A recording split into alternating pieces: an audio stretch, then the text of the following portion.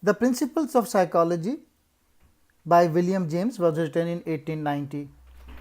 Psychology is the science of mental life, which means the science of the self.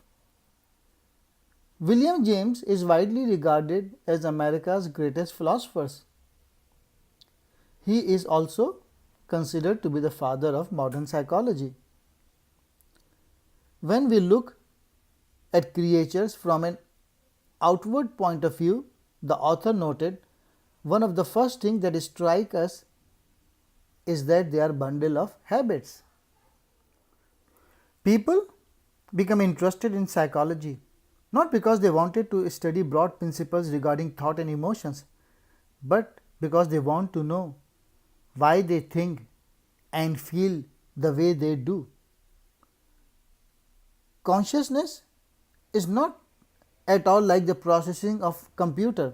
Rather, to be alive is to experience a constantly flowing river of ideas, thoughts and feelings. We feel things differently accordingly as we sleepy or awake, hungry or full, fresh or tired, differently at night and in the morning, differently in summer and in winter, and above all things differently in childhood, manhood and old age.